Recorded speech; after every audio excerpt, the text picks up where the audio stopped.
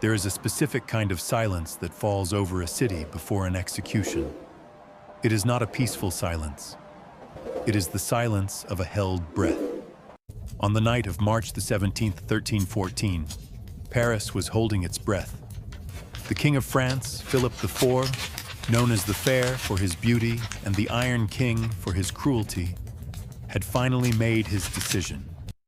After 7 years of trials, torture, and political chess, he was going to burn the Knights Templar. He believed that by incinerating the bodies of the leaders, he would kill the order. He believed that fire was the ultimate eraser. But the king made a fatal error. He assumed that the most valuable thing the Templars possessed was their gold. He was wrong. The most valuable thing they possessed was a life. History tells us that Jacques de Molay, the Grand Master of the Temple, was an old man of 70. We are told he was a celibate monk, sworn to poverty and chastity, a man who had no family, no heirs, and no future. This is the official story. It is the story the Church needed you to believe to validate their purge. But the veiled history, preserved in the oral traditions of Scottish stonemasons and the whispered rituals of the compagnonnage, suggests that Jacques de Molay was not alone in his cell. Or rather, his legacy was not alone. Deep in the bowels of the Temple Tower, the massive fortress that served as the Templar headquarters and later as a royal prison, a plan was being executed. It was not a plan for a prison break. Molay knew he was too old, too broken by the rack and the strappado to run. He accepted his death. The plan was for an extraction. The target was a package. Small, fragile, and utterly forbidden. It was an infant, a boy, barely a few weeks old. To understand the existence of this child, we must perform a semantic pivot on the concept of Templar celibacy. We are taught that the knights were warrior monks who forbade women. But in the highest echelons of the order, the inner circle that studied the Gnostic texts found in Solomon's stables, the view on marriage was different. They knew that the Grail was not a cup. It was a bloodline, sangreal. They believed that to rule the world, one must possess the royal blood. Rumors persist that during his years of imprisonment, or perhaps just before, Jacques de Molay had contracted a secret union. Not a sordid affair, but a dynastic alliance. The mother, a noblewoman of the house of Saint-Clair, or perhaps a survivor of the Merovingian line, the long-haired kings of France, who were deposed by the Church centuries earlier. The child born of this union was dangerous. He carried the legal claim of the Templar treasury. He carried the blood of the old kings. If the Pope knew he existed, the child would be hunted down and killed instantly. The Black Guard of the Vatican, the hunters of heretics, would not hesitate to strangle an infant in its crib to protect the supremacy of Rome. So, the child had to vanish. The night of March 17th was the deadline. The execution was scheduled for the following sunset. The Temple Tower was surrounded by the king's archers. The gates were barred. Every wagon entering or leaving was searched for gold or weapons. But the guards were looking for metal. They weren't looking for cloth. In the damp, rat-infested laundry room of the Temple prison, a loyal servant of the order, perhaps a sympathetic jailer or a Templar sergeant disguised as a servant, prepared the vehicle. It wasn't a carriage. It wasn't a horse. It was a laundry chest. A heavy wooden box bound with iron straps used to transport the dirty linen of the prisoners to the washerwomen by the River Seine. It was the perfect Trojan horse. It was mundane. It smelled of sweat and filth. No royal guard, no matter how diligent, wants to dig through the soiled rags of tortured men. The servant wrapped the infant in thick wool to muffle any sound. He placed a small piece of parchment, a genealogy, a proof of identity, into the swaddling clothes. He placed the sleeping child at the bottom of the chest. He piled the bloody, dirty tunics of the prisoners on top. Imagine the tension of that moment. The entire future of the order, the entire mechanism of revenge that would one day topple the French monarchy, was sleeping in a box of dirty laundry. If the baby cried, it was over. If a guard decided to spear the clothes with a pike, it was over. The servant lifted the chest. He walked toward the postern gate. His heart must have been hammering against his ribs like a war drum. He approached the royal sentries. "Laundry for the river," he muttered, keeping his head down. The guards looked at him. They looked at the heavy chest. Did they hesitate? Did the whispering head, the artifact discussed in the previous script, influence probability to keep the baby silent? Or was it simply the indifference of soldiers who were tired and bored? They waved him through. The chest moved out of the prison, out of the fortress, into the chaotic, mud-choked streets of medieval Paris. The servant didn't stop. He moved quickly toward the riverbank, where a small, unmarked barge was waiting in the fog. On that barge were 3 men. They wore the rough clothes of fishermen, but under their cloaks, they wore the chainmail of the Templar Marine Guard. They took the chest. They opened it. The baby was alive. They didn't celebrate. There was no time. They pushed off into the current of the Seine, letting the dark water carry them downstream, away from the city, away from the king, toward the coast where the ghost fleet was waiting. Back in the tower, Jacques de Molay sat in his cell. He didn't know the details. He couldn't know. But he felt the shift in the air. He felt the weight lift from the building. He knew the asset was clear. This knowledge changed his demeanor completely. When the king's officials arrived the next morning to drag him to the place of execution, they expected a broken man. They expected begging. They expected a confession. Instead, they found a man who stood tall, a man who looked at them with a terrifying, serene contempt. He retracted his previous confessions. "I am innocent," he declared. "The order is innocent, and you are all liars." Why did he do this? Why provoke the king into burning him? He could have lived out his days in prison if he had just kept quiet. He did it for distraction. Molay knew that a public execution of the Grand Master would be the spectacle of the century. It would draw the eyes of every spy, every soldier, and every bishop in Paris to the Île aux Juifs. While the king was watching the fire, he wouldn't be watching the river. While the Pope was celebrating the death of the heretic, he wouldn't be hunting for a barge slipping toward the English Channel.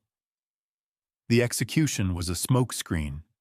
Molay was the flare fired into the sky to draw the heat away from the escape vehicle. This brings us to the most famous moment of the tragedy, the moment on the pyre.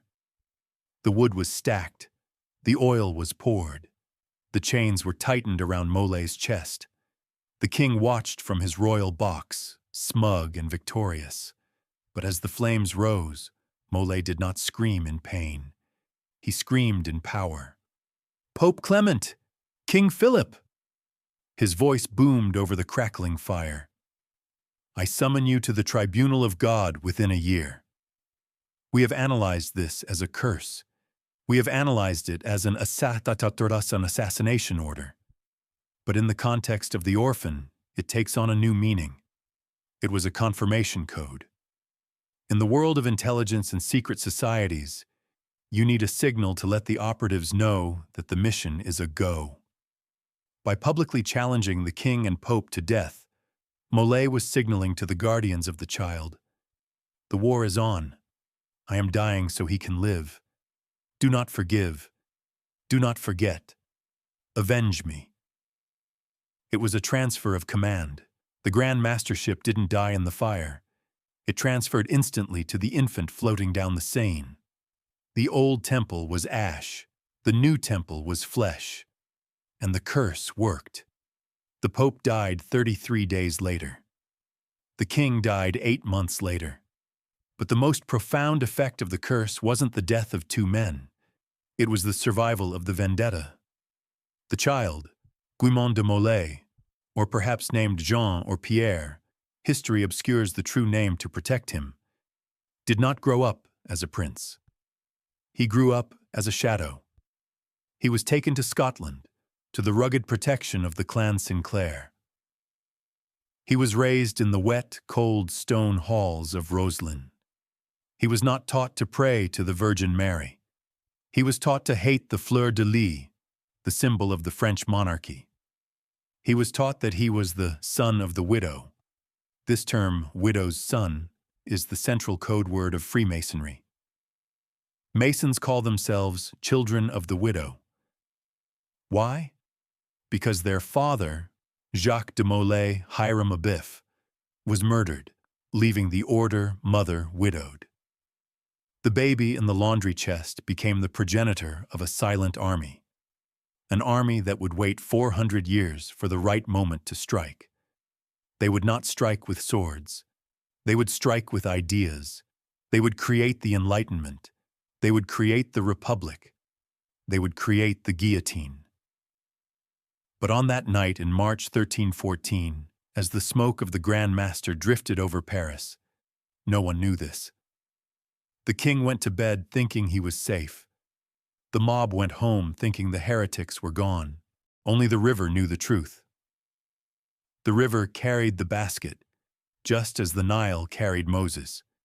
And just like Moses, this child would grow up to destroy an empire. The escape was successful. The package was delivered. But now the guardians faced a new problem. The King of France was dead, but the Vatican has a long memory. The Pope's spies, the Holy Vam or the Black Guard, were beginning to pick up a trail. They heard whispers of a survivor. They knew that you cannot kill a weed unless you pull up the root. And so, the hunt began. A manhunt that would span continents and centuries. The child was safe for now, but the hounds were already sniffing at the water's edge. A magician's greatest skill is not magic. It is misdirection. If you want to hide a coin in your left hand, you must make a sudden, violent movement with your right hand. The audience will follow the motion.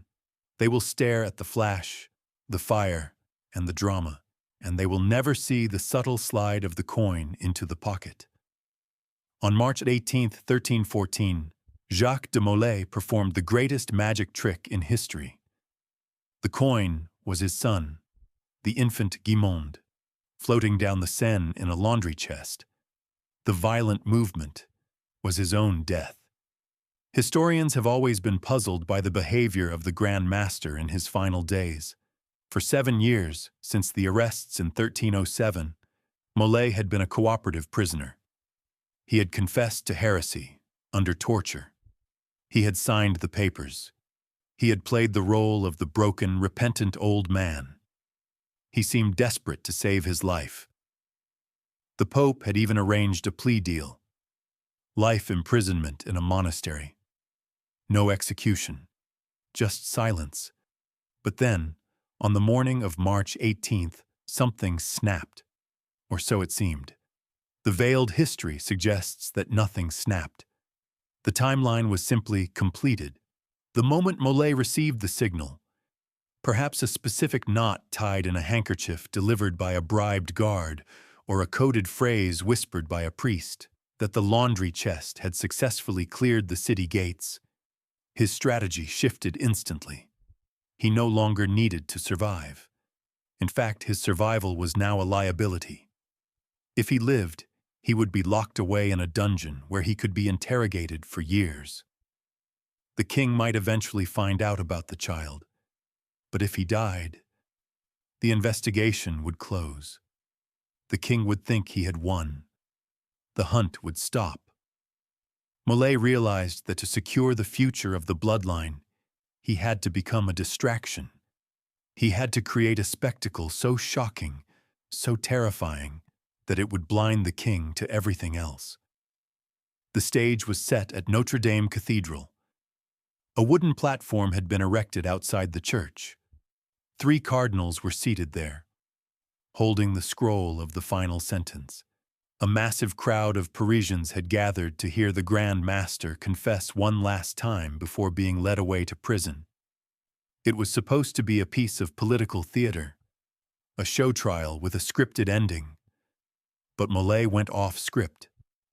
When the cardinals commanded him to speak, Molay didn't kneel. He stood up. He dragged his chains across the wood. He looked at the crowd.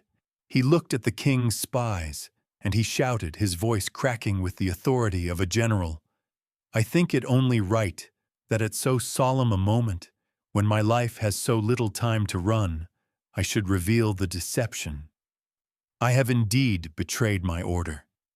I have betrayed it by confessing to false charges. The order is innocent. I am innocent, and you are all liars and thieves." The crowd gasped. The cardinals were stunned into silence. This was judicial suicide.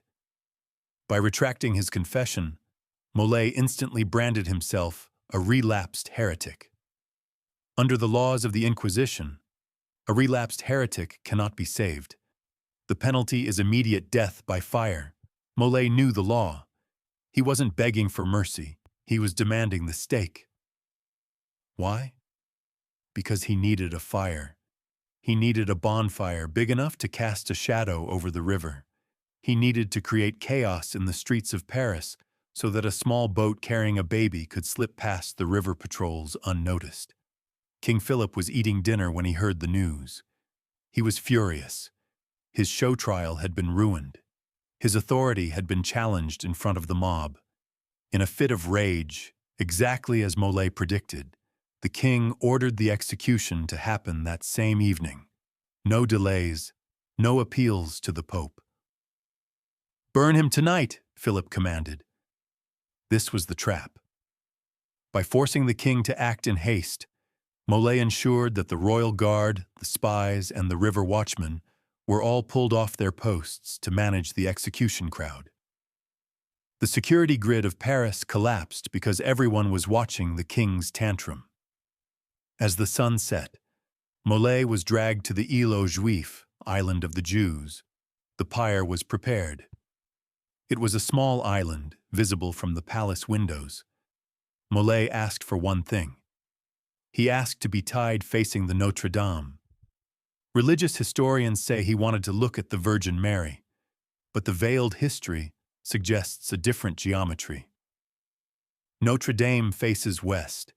The river flows west. Molay wanted to look downstream. He wanted to watch the route of the escape. As the executioners tied him to the post, they offered him a chance to recant. He refused. He was calm, almost euphoric. He was practicing the Gnostic technique of dissociation. The Templars had learned from the assassins, Hashishin, and the Sufis how to detach the mind from the body. He was already leaving the vessel. Then the torch was applied. The wood was dry. The flames roared up, turning the night sky orange. The heat was intense. The crowd recoiled, but Molay did not scream. Instead, he launched the psychological payload. He waited until the flames were licking his legs. He waited until the silence of the crowd was absolute. And then he delivered the curse. God knows who is in the wrong and has sinned. Soon a calamity will occur to those who have condemned us to death. Pope Clement, King Philip, I summon you to the tribunal of God within a year. We must analyze this curse again. In Chapter 7 of the previous script, we viewed it as an assassination order. But in the context of the Orphan, it serves a dual purpose. It was a message to the future. Molay was speaking to the crowd, but he was really speaking to the child. He knew that this story would be told for generations. He knew his son would grow up hearing about the curse of the Grand Master. He was planting a seed of vengeance in the boy's mind before the boy could even speak. He was saying, "My son, I did not die weak. I died commanding death. You come from a line of power. Do not fear them." And it was a message to the king. By predicting the king's death, Molay planted a virus of paranoia in Philip's mind. From that moment on, Philip never slept soundly. He tasted poison in every cup. He saw assassins in every shadow. The stress killed him as surely as any poison. Molay destroyed the king's peace of mind from the grave. As the fire consumed him, Molay achieved his objective. The eyes of Paris were fixed on the burning man. The eyes of the king were fixed on the burning man. The eyes of the Pope's spies were fixed on the burning man. And in the darkness of the river Seine, slipping past the unmanned checkpoints, a small barge carried a laundry chest into the open waters of the English Channel. The smoke screen was perfect. The king thought he was burning the head of the snake. He didn't realize he was just burning the skin. The snake had already shed it and slithered away. When the fire died down, there was nothing left but ash and bone. The soldiers gathered the dust and threw it into the wind, thinking they were scattering the Templars forever. But the wind carries seeds, and the dust of Jacques de Molay settled on the coats of the onlookers, on the streets of Paris, and on the soul of France. The legend was born. The martyrdom was complete. Now the focus shifts to the survivors. While Molay was burning, the laundry chest was moving north. It was heading toward the one place where the Pope's writ did not run. The one place where a bloodline of heretics could hide in the mist. Scotland. But the escape was not clean. The Vatican has eyes everywhere. Within days of the execution, a rumor reached Rome. A whisper from a washerwoman who noticed a chest was too heavy.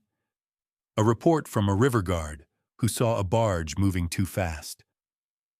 The Pope, Clement V, was dying, poisoned by the stress or the Templar assassins.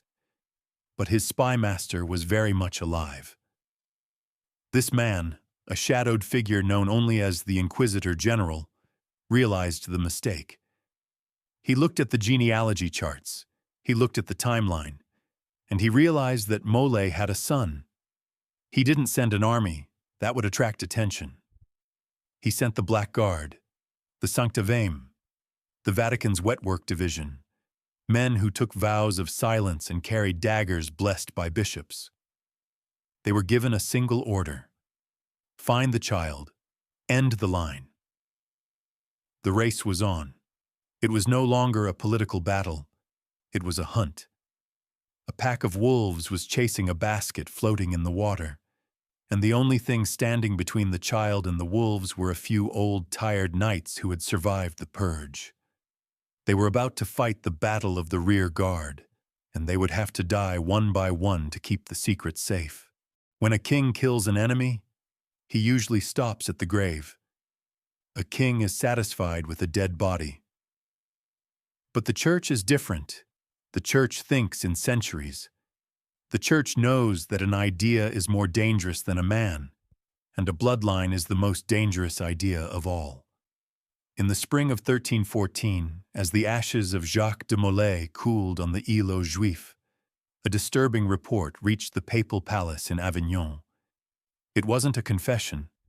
It was an inventory anomaly. A spy within the temple prison, perhaps a washerwoman or a corrupt guard, reported that the personal effects of the Grand Master had been disturbed. Specifically, a small, heavy chest used for linens was missing, and a wet nurse who had been seen entering the lower levels had not been seen leaving. Pope Clement V was dying. The poison of the curse was already eating his stomach. But the bureaucracy of Rome never sleeps. The report landed on the desk of the Inquisitor General. This man is a ghost in history. We don't know his name. We only know his title. He realized instantly what had happened. He looked at the execution. He looked at Molay's strange confidence. He looked at the missing chest. He connected the dots. There is an heir. If the Templars had successfully smuggled a child out of Paris, a child carrying the DNA of the Grand Master and the secrets of the Order, then the burning was a failure. The head of the snake had not been cut off. It had simply shed its skin. The Inquisitor General knew he couldn't send the French army. Armies are slow, loud, and corruptible. He needed a surgical instrument. He activated the Sancta Vehme, the Holy Veum. History books tell us the Vehmic courts were a vigilant justice system in medieval Germany. But the veiled history suggests they were the CIA of the Middle Ages. They were a secret tribunal that answered only to the Holy Roman Emperor and the Pope. They operated in the shadows. Their motto was simple: death to the traitor. From within this group, the Vatican deployed a specialized unit known in the whispers of the underworld as the Black Guard, Custodes Tenebrae. These were not priests. They were trackers. They were assassins trained in the arts of silence. They wore no insignia. They carried no Bibles. They carried misericords, long, thin daggers designed to slip between the plates of armor and pierce the heart. Their orders were absolute. Find the chest, confirm the child, terminate the line. The hunt began. The trail led north. The Black Guard, moving on fast horses, tracked the barge up the Seine. They interrogated river pilots. They bribed dock workers. They found the point where the chest had been offloaded near Rouen. From there, the trail went overland, heading toward the coast of Normandy. The Templars were running a black operation. They were using a series of safe houses, hidden preceptories, sympathetic monasteries, and the homes of crypto-Cathars, survivors of the crusade mentioned in the previous script. This was the Underground Railroad of the 14th century. But the Templars had a disadvantage. They were moving precious cargo. They had a baby. A baby needs milk. A baby cries. A baby slows you down. The Guardians, 3 elderly knights who had escaped the purge, were moving as fast as they could, disguised as merchants. But they could feel the breath of the wolves on their necks. The Black Guard was closing the gap. They utilized a terrifying network of informants. The church had the ultimate surveillance system, the confessional. Every priest in every village was a potential spy. If a stranger came to town with a baby, the priest knew. And if the priest knew, the Black Guard knew. The chase culminated in the port city of Dieppe. The Guardians arrived at the docks at midnight. A smuggler's ship, a cog owned by the Templar Naval Underground, was waiting to take them across the English Channel. The weather was foul. A storm was brewing. The captain hesitated. "We cannot sail in this," he said. And then, out of the fog, the Black Guard appeared. There were 12 of them, men in dark cloaks, moving with the synchronized lethality of a pack of hunting dogs. They didn't ask questions. They drew their steel. What followed was the Battle of the Rear Guard. It was not a glorious battle with trumpets. It was a brutal, ugly skirmish in the mud of a dark harbor. The 3 Templar Guardians knew they couldn't win.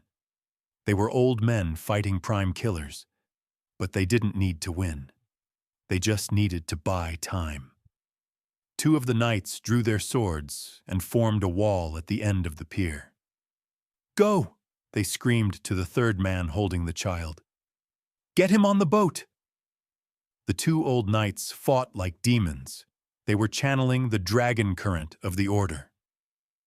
They knew that every second they stayed alive was a second of life for the boy. They took multiple wounds. They were slashed, stabbed, and bludgeoned, but they refused to fall. They held the pier for 3 minutes. 3 minutes is an eternity in combat. It was enough time for the third knight to board the ship. It was enough time for the captain to cut the ropes. It was enough time for the wind to catch the sail. As the ship pulled away from the dock, pitching into the violent black waves of the channel, the third knight looked back. He saw his brothers fall.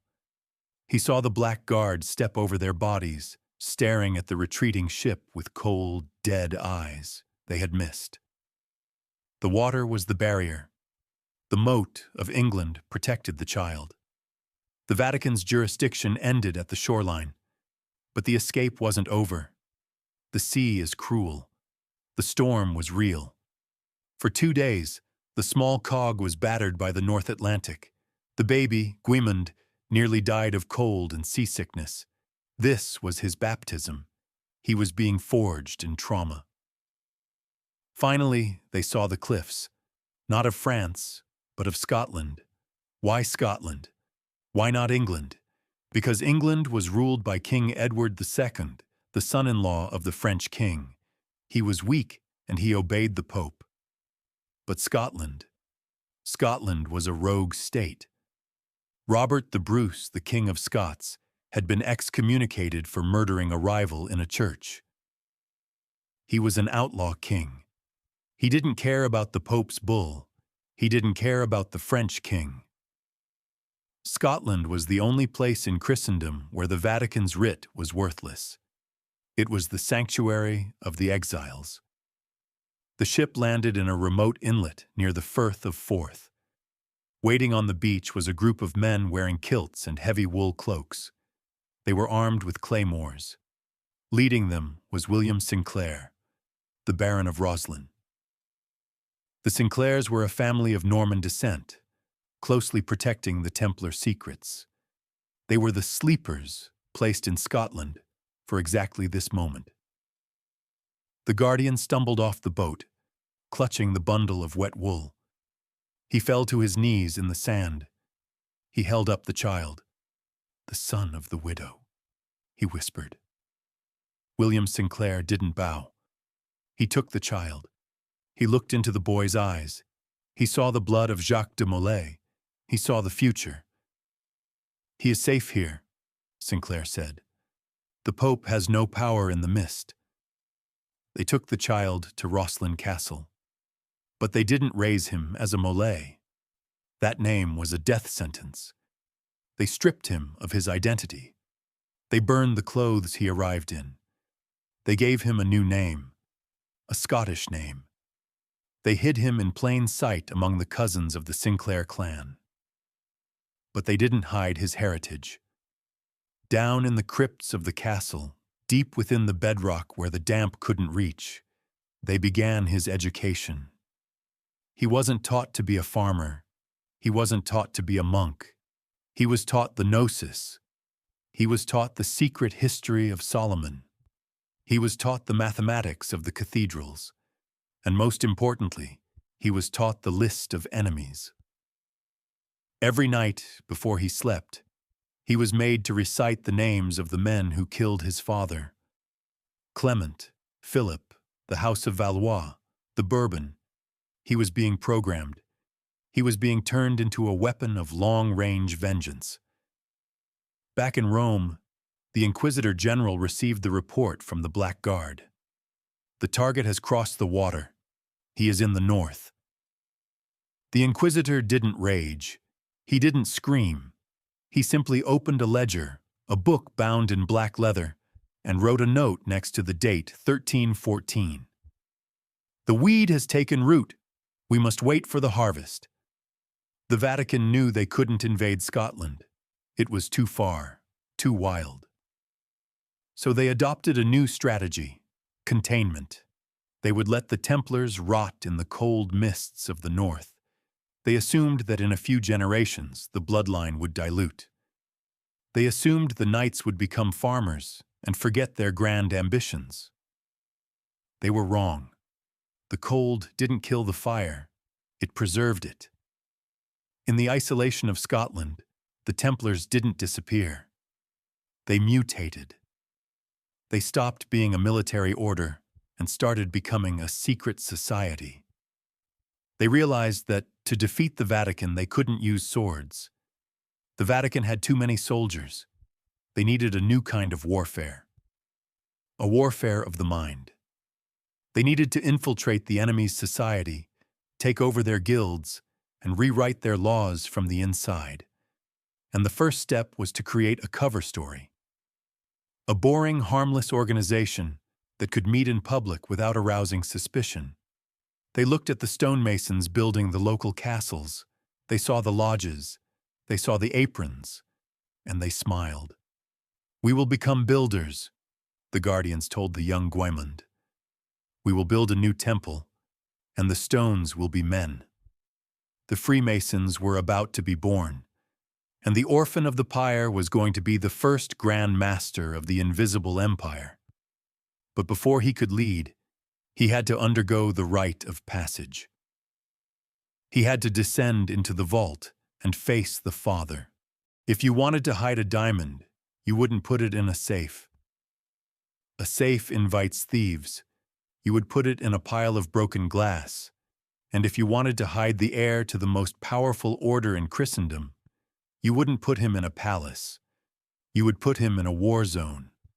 In 1314, Scotland was a pile of broken glass.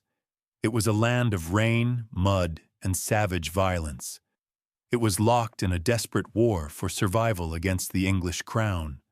Its king, Robert the Bruce, was a pariah. The Pope had excommunicated him for murdering his rival, John Comyn, on the altar of a church in Dumfries. This excommunication was the key. To the average Catholic, Scotland was hell. The churches were closed. The sacraments were forbidden. The dead were buried without rites. But to the fleeing Templars, Scotland was paradise. Because the Pope's writ did not run there. The Inquisition's hunters, the Black Guard, could not operate openly in a land that had already told the Pope to go to hell. It was the only rogue state in Europe. The infant Jacques de Molay arrived at Rosslyn Castle in the winter of 1314. It was not the ornate chapel we see today. That would be built later by his descendants. It was a grim, defensive fortress perched on a rocky promontory above the River Esk. The walls were thick. The wind screamed through the arrow slits. Here, the boy was given a new identity. He became Jean Sinclair, a distant cousin of the Baron William Sinclair. The name Molay was forbidden. It was never spoken aloud, not even in whispers. To speak it was to invite death. But while his name changed, his destiny did not. The education of the orphan began before he could walk. Usually, a noble child in the Middle Ages learned 3 things: how to ride a horse, how to swing a sword, and how to pray. Guimond learned how to ride and fight, certainly. The Templars were warriors first, but he was not taught to pray. He was taught to calculate. The surviving Templar elders, the old knights who had held the Pyre at Dieppe, became his tutors. They established what historians would later call the Invisible College. This was the prototype of the modern intelligence academy. They taught him cryptography, how to write messages that looked like business ledgers but contained troop movements. They taught him sacred geometry, the mathematics of the Masons, which was really the physics of structure and leverage.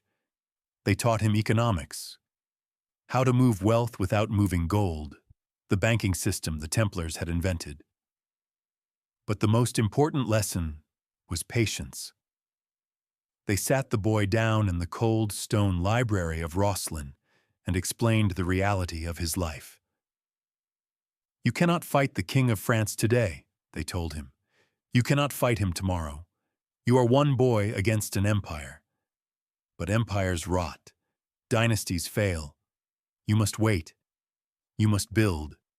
You must plant seeds that your grandchildren will harvest. This was a radical shift in thinking. The Templars were used to charging on the battlefield. Now, they had to learn the long game. They had to transform from a strike force into a virus. To survive, they needed a cover story. A disguise that was so boring, so mundane, that no inquisitor would look twice at it. They looked at the stone masons building the castle walls. These men had lodges. They had secret handshakes to prove their rank. Apprentice, fellowcraft, master. They were allowed to travel freely across borders to find work. The Templars realized this was the perfect vehicle. They began to infiltrate the Masonic guilds. They introduced their own symbols into the stonemason rituals. The Temple of Solomon became the central allegory. The murdered architect, Hiram Abiff, became a code for Jacques de Molay. When the boy Guimond was initiated into this new, speculative masonry, he wasn't just learning how to carve rock. He was learning how to build a secret society. The lodge was a cell. The master was a commander. The trowel was a symbol for cementing men together into a wall of silence. They were building an army that didn't wear armor. An army that could hide in plain sight in every city in Europe. But growing up in the shadow of a massacre takes a toll on a child. Guimond was isolated. He couldn't play with other children. He might slip and reveal a secret. He couldn't court a woman. His bloodline was too dangerous to mix carelessly. He was a weapon being forged in ice. There are legends in the Sinclair family archives of a boy in the tower who would stare out at the North Sea for hours, watching the storms. What was he thinking? Was he dreaming of France? Was he dreaming of the fire that consumed his father? Or was he listening to the whispering head? The veiled history suggests that the artifact, the Baphomet-Tos head, had also been brought to Rosslyn. It was kept in the deepest vaults, far below the living quarters. Did the elders take the boy down there? Did they introduce the heir to the oracle? It is highly probable. For the son of the widow to lead the order, he had to be authorized by the intelligence. He had to perform the kiss. Imagine the trauma. A 12-year-old boy led into a torch-lit dungeon, forced to interface with a metallic device that hummed with the voices of the dead. This wasn't a childhood. It was a programming session. By the time Guimond was 18, he was no longer a boy. He was a grand master in waiting. He was cold. He was brilliant. And he was utterly committed to the vendetta. But the Vatican hadn't given up. The Inquisitor General in Avignon knew the trail had gone cold in Scotland, but he kept his Black Guard active. They were sniffing around the ports of Edinburgh. They were bribing Scottish nobles. They knew something was hiding in the mist. In 1329, the Templars faced a crisis. Robert the Bruce died. The protector was gone. His son, David II, was a child. The English were attacking again. The chaos threatened to expose the Templar sanctuary. Guimond realized that Rosslyn was no longer enough. They needed a backup plan. They needed a place even further away. He looked at the maps his father had saved, the maps from the Vault of Solomon. He saw the land to the west, Marica. But he couldn't leave yet. His mission wasn't to run away. It was to take back Europe. So he made a decision that would define the next 400 years of history. He decided to split the bloodline. He would marry. He would have children. One branch of the family would stay in Scotland, guarding the vault and building the chapel as a decoy. The Sinclairs. The other branch, his firstborn, would be sent back into the belly of the beast. Back to France. Not as a knight, but as a merchant. They would infiltrate the French economy. They would buy titles. They would marry into the aristocracy that had killed their ancestor. They would become the bourgeoisie. And one day, when they were rich enough and powerful enough, they would fund the revolution that would chop off the king's head. But before he could initiate this multi-generational plan, Guimond had to make the final commitment. He had to swear the oath that would bind his children and his children's children to the grave of Jacques de Molay. He had to descend into the vault for the blood oath. In the life of every prince, there is a coronation, a moment where the crown is placed on the head and the boy becomes a king. But Guimond de Molay was not a prince of the light. He was a prince of the shadows. His coronation didn't happen in a cathedral filled with singing choirs. It happened in a damp, torch-lit crypt 50 feet beneath the bedrock of Roslin. The year is 1327. Guimond is 13 years old. In medieval numerology, 13 is the age of transition. It is the age where a boy becomes a man responsible for his own soul. But for the Templars, the number 13 had a darker resonance. It was the date of their destruction, Friday the 13th. It was the number of death and rebirth. On the night of his birthday, the guardians, the surviving elders of the order, came for him. They didn't speak. They woke him from his sleep. They dressed him in a simple white tunic, the garment of a novice, and blindfolded him. This was the prototype of the Masonic initiation. The blindfold, called the hoodwink in modern Masonry, represents the state of darkness and ignorance. The candidate is led by a rope, trusting only his guide. They led him down the winding stone stairs of the old St. Clair Castle, down past the dungeons, down into the natural caverns that the Templars had expanded into a subterranean temple. The air grew cold. The smell of damp earth and ancient incense filled his nose. Finally, they stopped. The blindfold was removed. Guimond found himself standing in a small, circular chamber carved directly into the rock.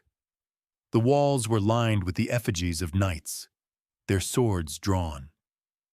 In the center of the room was a stone altar, and on the altar sat a black iron box. It was not the laundry chest that had saved his life. It was a reliquary.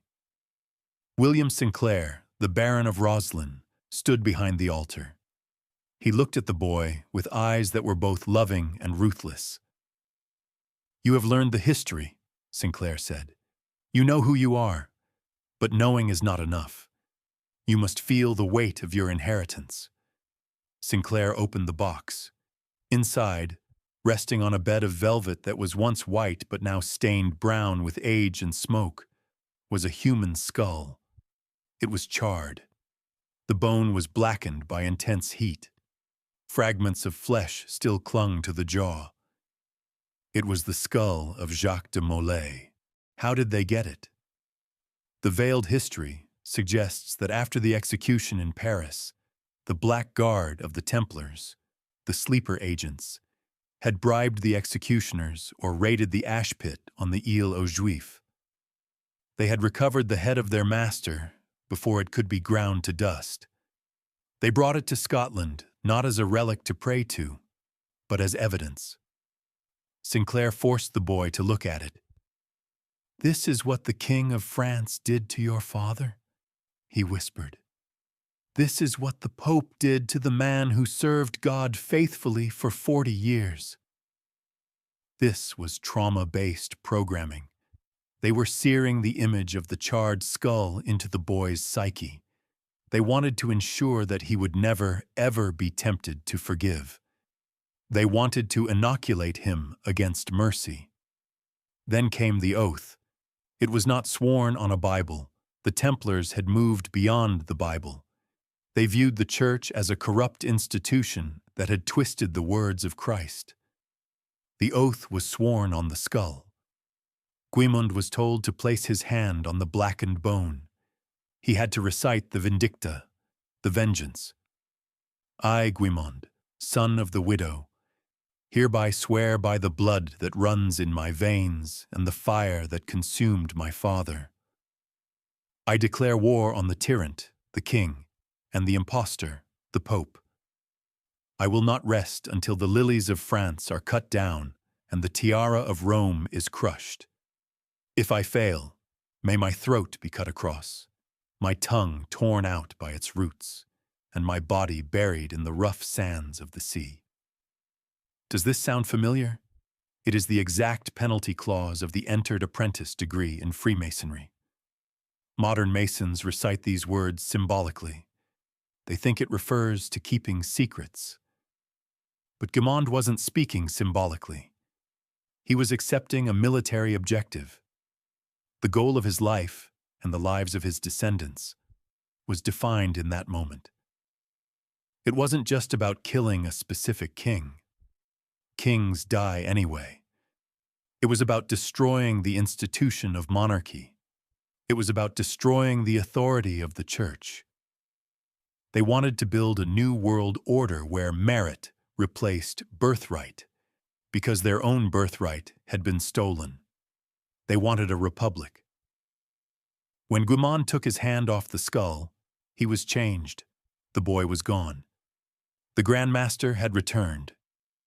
The elders bowed to him, not because he was rich, he had nothing, but because he was the living vessel of the vendetta. But an oath is just words. To fulfill it, they needed a plan. Scotland was a safe harbor, but it was too small. It was a cage. You cannot destroy the King of France from a cave in the Highlands. You have to be in Paris. The elders revealed the next phase of the strategy. It was a plan that would take centuries to execute. It required a level of patience that is almost inhuman. "You will not be a knight," Sinclair told him. "The age of chivalry is dead. The church killed it. You will be a merchant." This was the great pivot. The Templars realized that the true power of the future was not land or swords. It was capital. They would use the banking skills they had perfected in the Holy Land to infiltrate the economies of their enemies. Guimond would be sent back to the continent. Not as a Molay, not as a Sinclair. He would adopt a new name, a common name.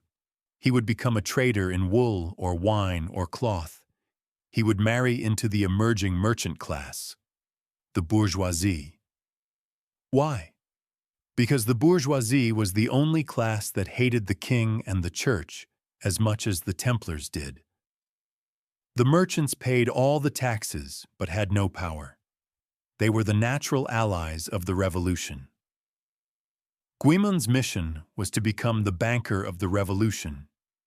He would build a family dynasty that would quietly accumulate wealth, fund philosophers, and buy influence until they were strong enough to buy the guillotine.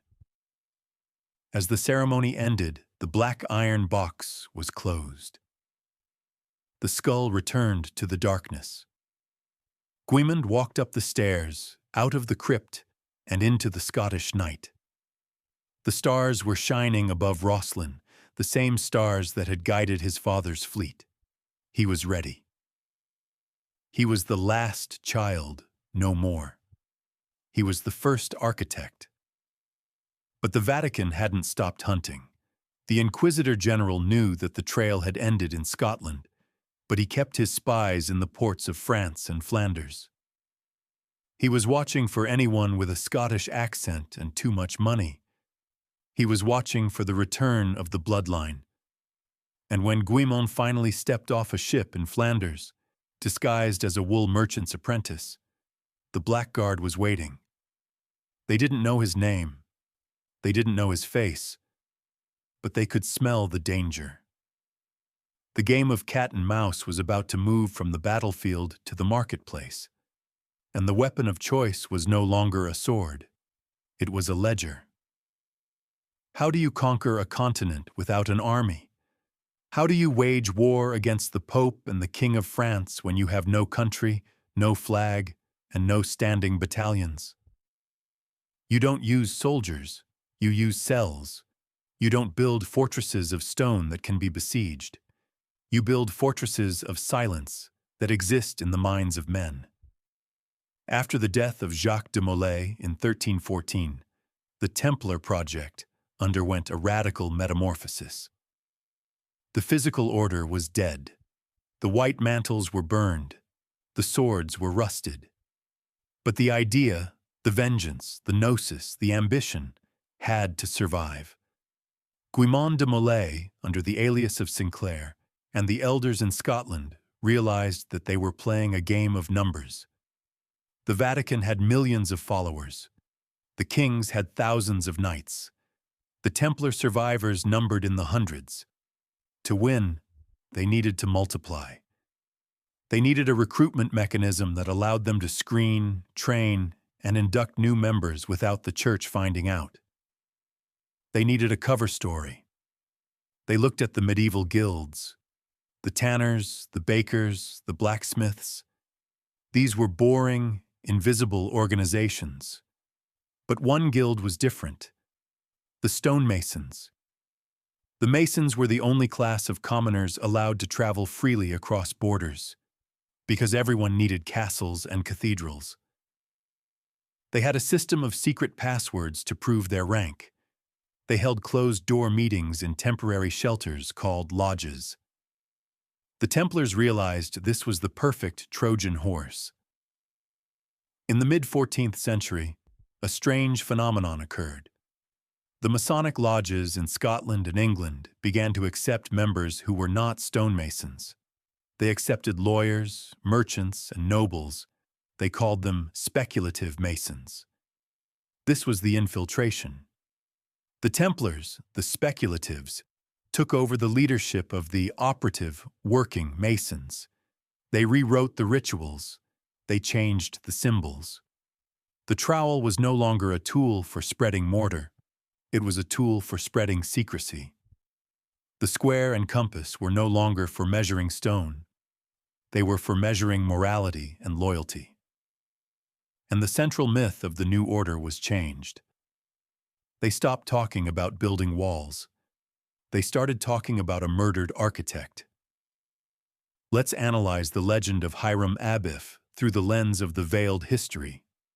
Every master mason must enact the death of Hiram Abiff, the builder of Solomon's temple, who was killed by 3 ruffians for refusing to give up the secrets of the master. The candidate is murdered, buried, and then raised from the grave. Who is Hiram Abiff? To the public, he is a biblical figure. But to the initiate, Hiram Abiff is a code name for Jacques de Molay. The 3 ruffians, Jubela, Jubelo, Jubellum, represent the 3 assassins of the order: the king, Philip, the pope, Clement, and the traitor, the knights who confessed. The lost word represents the lost status and wealth of the Templars.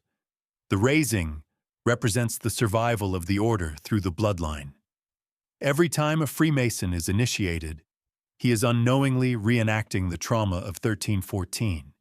He is pledging allegiance to the ghost of the Grand Master. He is joining the invisible army. By the 1600s, this army had spread across Europe.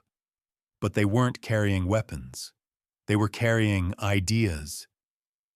The Templars realized that you cannot destroy the church with swords. The church thrives on martyrdom. To destroy the church, you must destroy faith. You must replace superstition with science.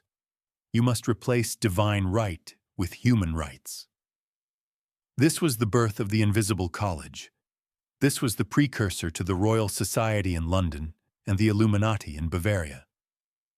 The descendants of Guimond de Molay, now operating under various surnames like Bacon, Boyle, and Locke, began to fund the scientific revolution. Why? Was it because they loved knowledge? Or was it because science was the ultimate weapon against the Vatican? If you can prove that the earth goes around the sun, Galileo, you prove the Pope is fallible. If you can prove that gravity governs the universe, Newton, You don't need angels to push the planets. If you can prove that man is a biological machine, Descartes, you remove the need for a priest to save his soul. The Black Templars weaponized the Enlightenment. They built a new intellectual framework designed to suffocate the Catholic Church. They wanted to create a world where a pope was just a man in a funny hat, devoid of political power. But they didn't stop at science. They went for the throat of the monarchy. They began to infiltrate the courts of Europe. They became the tutors of princes. They became the bankers of kings. They were the whisperers. The goal was to destabilize the absolute monarchies from within. They introduced the concept of constitution. A constitution is a contract. It limits the power of the king. It says, "You are not God's lieutenant. You are an employee of the state." This was heresy to the Ancien Régime. But the Invisible Army pushed it relentlessly. They set up printing presses. They distributed pamphlets. They created coffee houses where men could discuss liberty and equality. These sound like noble concepts, and they are. But in the hands of the Avengers of Molay, they were siege engines. Liberty meant liberty from the Vatican. Equality meant that a king could be put on trial like a commoner. By the early 1700s, the trap was set. The lodges were everywhere. In Paris, in London, in Berlin, in America. They were connected by a network of correspondence that was faster and more secure than the Royal Mail. The Grand Orient of France became the command center. The Inquisitor General in Rome knew something was happening. The Vatican issued papal bulls condemning Freemasonry in Eminenti, 1738. They forbade Catholics from joining under pain of excommunication. The Church screamed, "They are plotting against the throne and the altar." The world thought the Church was paranoid. But the Church was right. The Masons were plotting. They had been plotting for 400 years. The descendants of the laundry chest baby were now grown men. They were wealthy. They were connected. And they were ready. They looked at the map of Europe. They looked at France, the land that had burned their father. It was ruled by the House of Bourbon, a cadet branch of the Capetians who killed Molay. It was spiritually controlled by the Gallican Church. It was the perfect target. The Invisible Army received the signal. It wasn't a trumpet blast. It was a subtle shift in the economic winds. They began to manipulate the grain prices. They began to hoard wheat. They knew that hungry men are angry men, and angry men make excellent foot soldiers for a revolution they don't understand. The stage was set for the greatest bloodletting since the Crusades. The Orphan was coming home to Paris, but this time he wasn't bringing a cross. He was bringing a guillotine. But before the blade could drop, they needed a final catalyst. They needed a scandal so great that it would strip the divinity from the king and queen in the eyes of the people. They needed the affair of the diamond necklace. And they needed an agent to execute it, an agent who claimed to be immortal. There is a proverb in the world of vendettas. If you sit by the river long enough, you will see the body of your enemy float by. The heirs of Jacques de Molay, the Invisible Army, hiding within the Masonic lodges of Scotland and France, sat by the river for 200 years. They watched, they waited, they calculated. They realized that you cannot destroy a monarchy by killing one king. The king has a son, the son has a brother. The Hydra grows new heads. To destroy a monarchy, you must destroy the bloodline. You must make the dynasty extinct. History calls the 16th century in France the era of the Valois. It was a time of Renaissance, art, and brutal religious wars. But the veiled history calls it the era of the toxin. The House of Valois was the ruling dynasty. They were the direct descendants of Philip the Fair, the man who burned Jacques de Molay, and starting in 1559, they began to die. Not in battle, not by old age. They died in freak accidents. They died of mysterious wasting diseases. They died mad. It began with King Henry II. On July 10, 1559, the king participated in a jousting tournament. He was strong, healthy, and in his prime. He rode against Gabriel de Montgomery, the captain of his Scottish Guard. Note: Scottish Guard, the Sinclairs, the Templar exiles. The lances shattered. A splinter of wood, a long, sharp shard, flew through the visor of the king's helmet. It pierced his eye and entered his brain. He died in agony 10 days later. Historians call it a one-in-a-million accident, but the invisible army saw it as a sniper shot. Was the lance rigged to shatter? Was the angle calculated? Or was it simply the karma of the stake returning? Wood and fire killed the Grand Master. Now wood killed the king. This left the throne to his widow, Catherine de' Medici. Catherine was a formidable woman. She was Italian.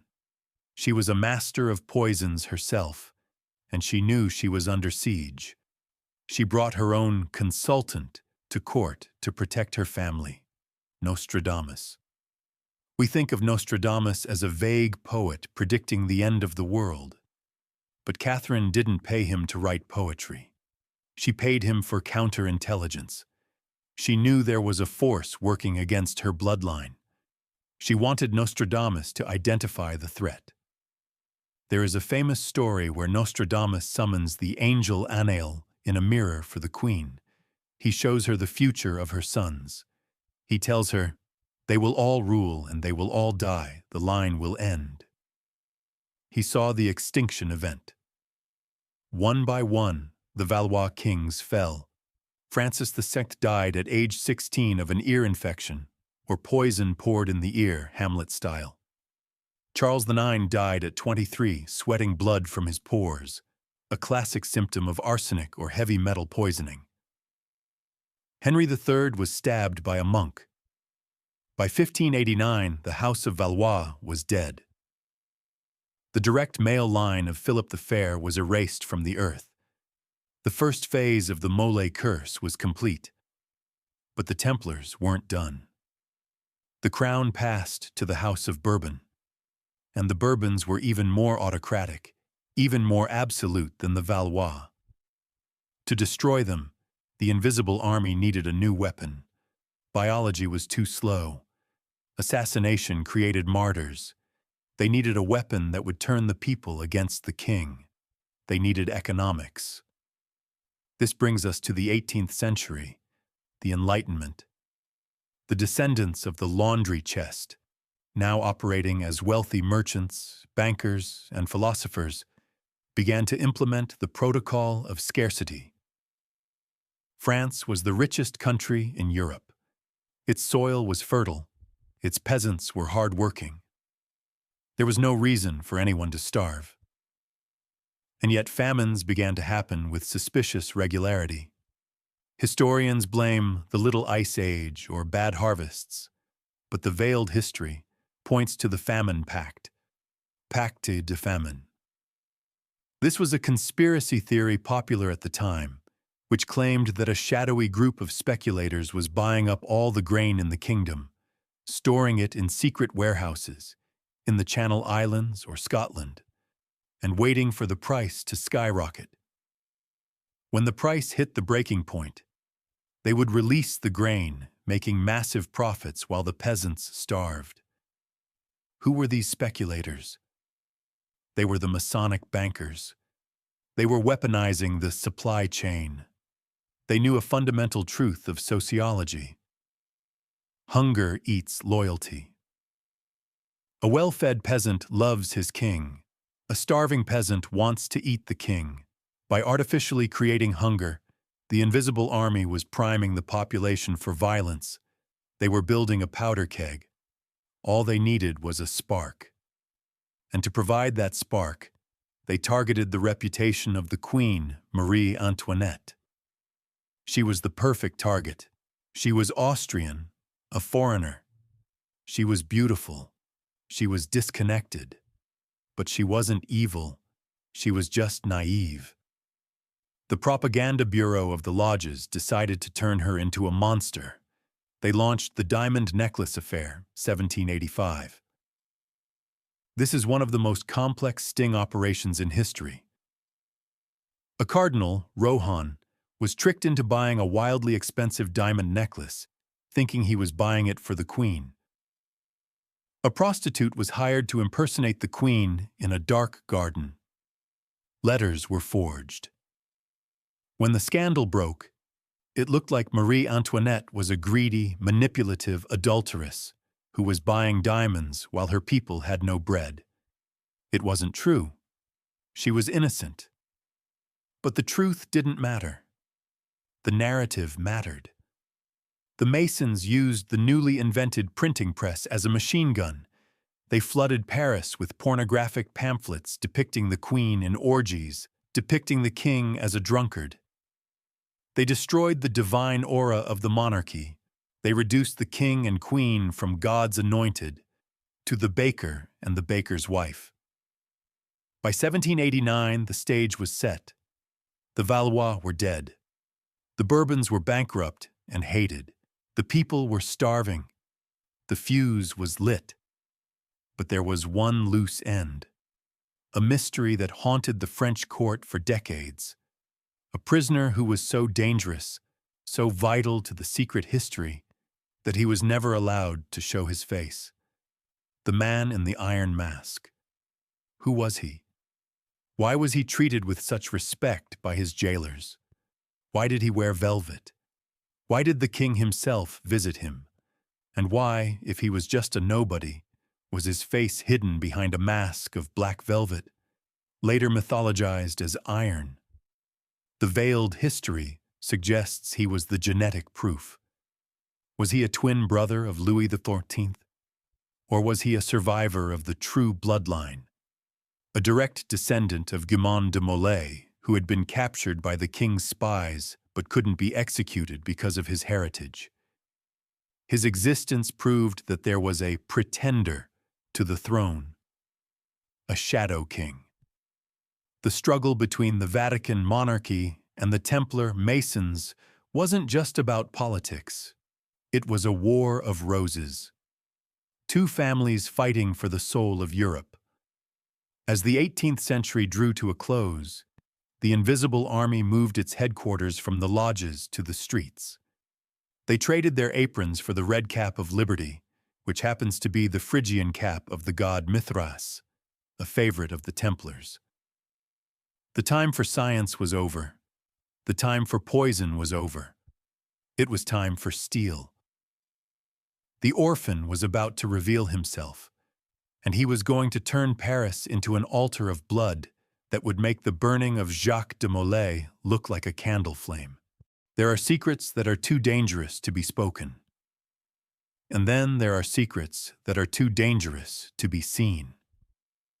In the records of the Bastille, there is an entry dated November 19, 1703. It records the death of a prisoner known only by a pseudonym, Marchioli. He had been in custody for 34 years. He had been moved from the fortress of Pignerol to the Ile Sainte-Marguerite, and finally to Paris. When he was buried, his cell was scrubbed. His furniture was burned. The walls were scraped to ensure he hadn't scratched a message into the stone. His silverware was melted down. The state tried to erase his existence entirely, but they failed, because everyone knew about the mask. Voltaire, the great philosopher and Freemason, wrote about him. Alexandre Dumas wrote a novel about him. They called him the Man in the Iron Mask. History tells us the mask was made of black velvet, hardened with whalebone. The iron part was a later myth added to emphasize the cruelty. But whether velvet or iron, the function was the same. Facial redaction. The prisoner was forbidden to remove it in the presence of others. His jailers were under orders. If he speaks of anything other than his physical needs, kill him instantly. And yet, he was treated with bizarre reverence. He was given fine lace shirts. He was served the best food on silver platters. The governor of the prison, Saint-Mars, stood while the prisoner sat.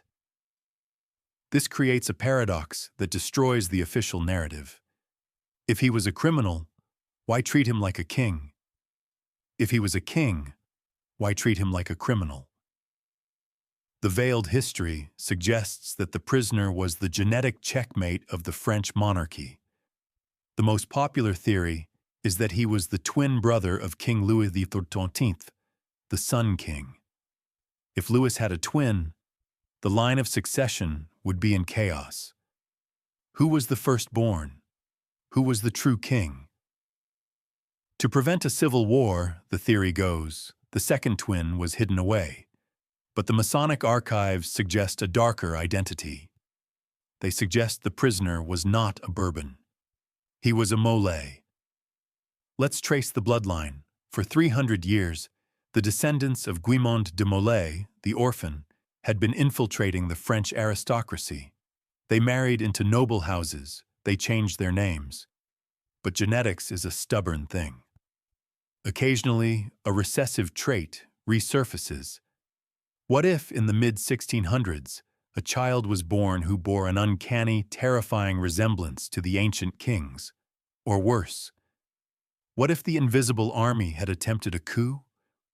There are whispers of a plot known as the Fronde, a series of civil wars in France between 1648 and 1653. The nobles rebelled against the crown. Behind this rebellion was a shadowy faction looking to replace the Bourbon dynasty with a true king. They had a candidate, a man who carried the DNA of the Merovingians and the Templars, a man they called Rex Deus, God King. The coup failed. The candidate was captured. But King Louis XIV couldn't execute him. Why? Perhaps because of the curse. The Bourbons remembered what happened to the Valois. They remembered the poisons, the accidents, the extinction. They believed that shedding the blood of the Grand Master's heir would trigger a supernatural backlash that would wipe out their own family. So they chose a punishment worse than death: erasure. They decided to keep the body alive, but kill the identity. They put him in a mask. Why a mask? Because his face was his weapon. If the people saw him, if the Masonic underground saw him, they would recognize him. They would rally around him. His face was the banner of the revolution. By covering his face, Louis XIV was saying, "I own your history. I own your face. You are no one." The prisoner spent 34 years in silence. Imagine the psychological torture. To know you are the rightful heir to a legacy that could change the world, but to be reduced to a ghost. He stood at the window of his cell on the Île Sainte-Marguerite, looking out at the Mediterranean Sea. Did he know that his brothers were out there? The veiled history suggests that the Masons did try to save him. There are legends of coded messages sent via laundry. The irony of the laundry chest returns. Messages written on silver plates and thrown out the window, but the security was too tight.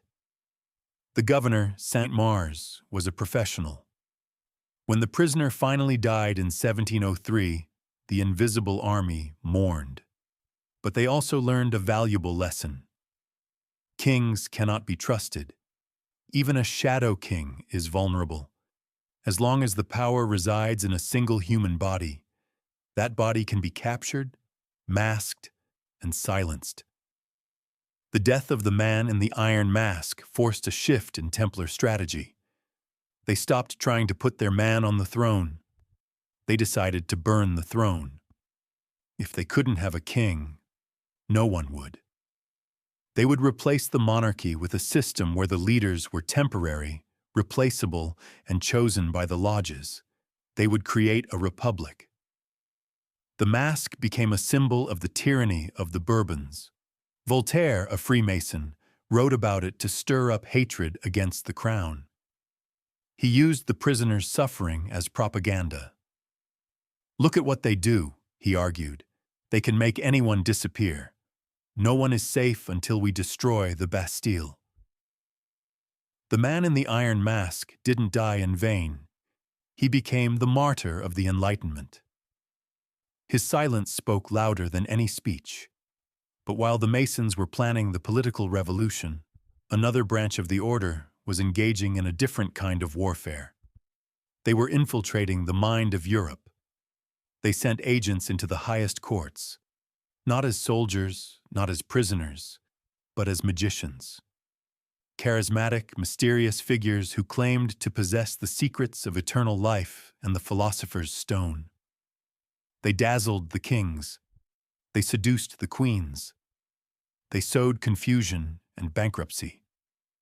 Two names stand out from this period: Count Cagliostro and the Count of Saint-Germain. Who were they? Charlatans? Or high-level operatives of the Black Templars sent to accelerate the collapse of the Ancien Régime? They appeared out of nowhere. They had no past. They had unlimited wealth. And they whispered in the ears of the powerful. The old world is ending. A new sun is rising. The stage was being set for the final act. The mask was off. The poison was in the well. The hunger was in the streets. And the orphan was ready to light the fuse. If you want to destroy a fortress, you use a cannon. If you want to destroy a society, you use a rumor. By the mid-18th century, the invisible army of the Templar descendants had surrounded France. They controlled the banks in London. They controlled the printing presses in Amsterdam. They controlled the shipping lanes of the Atlantic. But the French monarchy, the House of Bourbon, was still standing. It was protected by centuries of tradition, the Catholic Church, and the absolute belief in the divine right of kings. To break this psychological shield, the order needed a new kind of weapon. They didn't need a general. They needed a celebrity.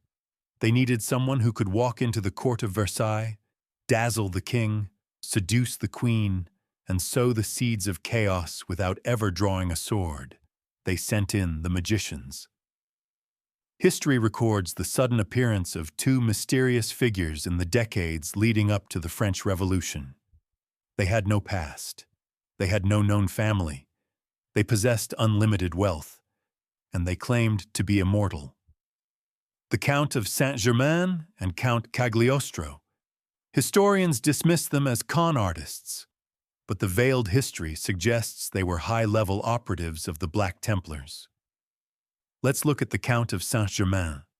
He arrived in Paris around 1748. He spoke 12 languages fluently. He played the violin like a virtuoso. He painted with pigments that glowed in the dark. He was intimately familiar with the history of the last 2,000 years, speaking of Jesus or Caesar as if he had known them personally. He never ate in public, and he never aged. People whispered that he possessed the philosopher's stone, the alchemical secret of eternal life, and the ability to turn lead into gold. King Louis XV was fascinated. He gave Saint-Germain an apartment in the Château de Chambord. He consulted him on matters of foreign policy, but apply the semantic pivot. Saint-Germain wasn't immortal. He was a title. In the intelligence world, this is called a Dread Pirate Roberts scenario. Multiple agents, over generations, use the same code name and persona to create the illusion of a single, all-knowing entity. And his philosopher's stone? It wasn't magic. It was unlimited funding. Saint-Germain never used a bank. He paid in diamonds. Where did the diamonds come from? Did they come from the Templar mines in Brazil? Or the vaults of the Money Pit in Oak Island? The order flooded him with capital so he could buy his way into the inner circle of the French aristocracy. His mission was psychological warfare. He whispered in the ears of the king's mistresses, Madame de Pompadour. He questioned the authority of the church. He introduced the concept that kings are mortal, but wisdom is eternal. He was deconstructing the myth of the monarchy from the inside. But Saint-Germain was the velvet glove. The order also needed an iron fist. They needed an agitator, someone who would take the message not to the king, but to the lodges. Enter Count Alessandro Cagliostro. If Saint-Germain was the diplomat, Cagliostro was the revolutionary. He claimed to be the leader of Egyptian Freemasonry. He traveled across Europe establishing lodges that accepted both men and women, a radical idea. His logo was a snake eating an apple. His motto was, "Trample on the lilies," the symbol of the French crown. Cagliostro didn't charm the king. He recruited the opposition. He gathered the angry nobles, the disenfranchised intellectuals, and the ambitious lawyers. He initiated them into the arcana. He taught them that the church was a lie. He taught them that the true power lay in the grand architect, a deist concept compatible with Templar Gnosticism. But his most important contribution was the affair of the diamond necklace, 1785. We touched on this in Chapter 7, but now we see the agent behind it. Historians say Cagliostro was peripherally involved. The veiled history says he orchestrated it. The scandal involved a cardinal, a prostitute, and a necklace worth 2 million livres. It made Queen Marie Antoinette look like a thief and a whore. It destroyed the reputation of the monarchy forever. When Cagliostro was arrested and thrown into the Bastille for his involvement, he didn't weep. He turned his trial into a media circus. He hired the best lawyers, Templar agents. He published memoirs that were read by everyone in Paris. He painted himself as a victim of royal tyranny. He became the first martyr of liberty. The mob cheered for him. They hated the queen. By the time he was exiled, the damage was done. The people of Paris no longer feared the king. They laughed at him. And once you laugh at a king, it is only a matter of time before you kill him. But there is a darker layer to Cagliostro's mission. He wasn't just a political agitator. He was a messenger. In 1786, a secret meeting was held in Frankfurt, Germany. It was the Grand Masonic Congress of Wilhelmsbad. Representatives from all the major secret societies of Europe, the Illuminati, the Freemasons, the Templars, gathered to decide the fate of the world. Cagliostro, or his handler, allegedly delivered a sealed envelope. Inside was the verdict. It contained the death sentence for the King of France, Louis XIII, and the King of Sweden, Gustav III. It was the kill order issued by the heirs of Jacques de Molay. The time for infiltration was over. The virus had taken hold. The host was sick. Now it was time for the surgery.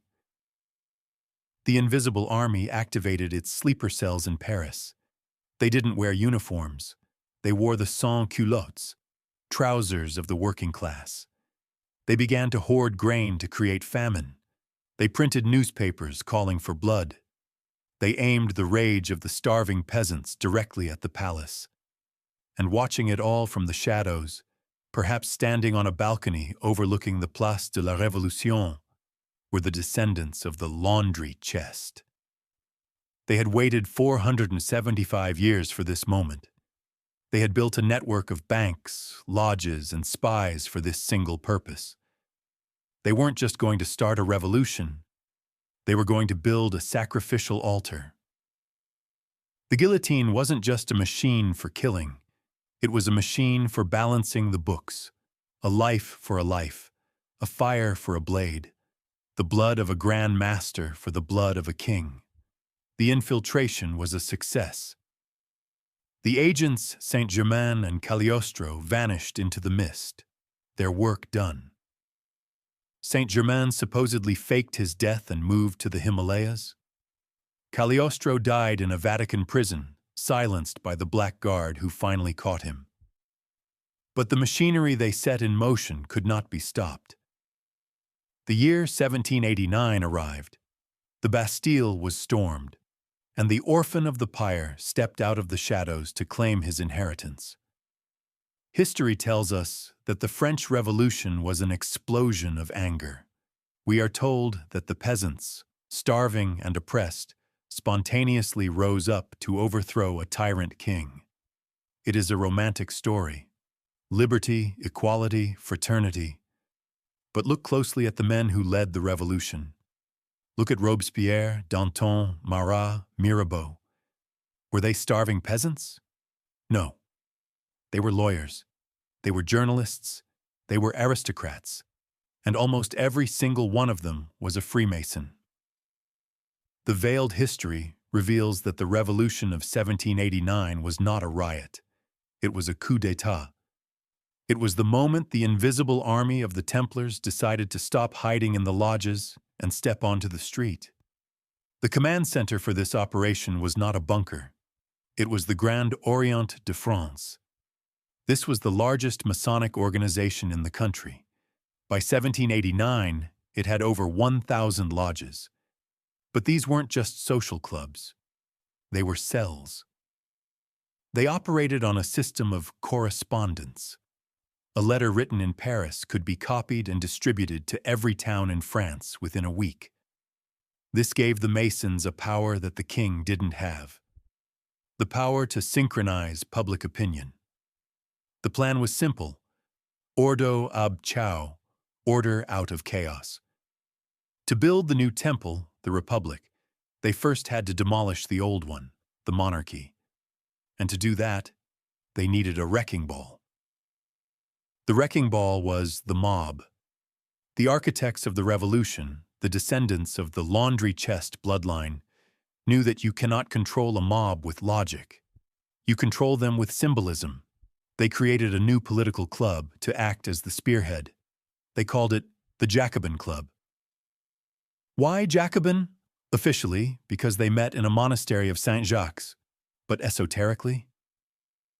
In 1314, Jacques de Molay was burned. In Hebrew, Jacob, or Yaakov, is the root of Jacques. Were they the men of Jacques? The avengers of the Grand Master? The Jacobins adopted a specific uniform. They wore the Phrygian cap, a red conical hat. To the uneducated, it looked like a peasant's cap.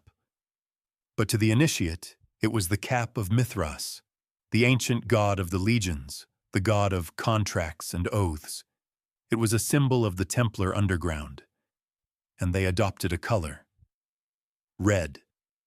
Not for communism, which didn't exist yet, but for blood, the blood of the retribution. The operation began on July 14, 1789. We are told the mob stormed the Bastille to free prisoners and get gunpowder. But the Bastille was almost empty. It held only 7 prisoners, 4 forgers, 2 lunatics, and a deviant aristocrat. It wasn't a threat. So why target it? Because the Bastille was a symbol.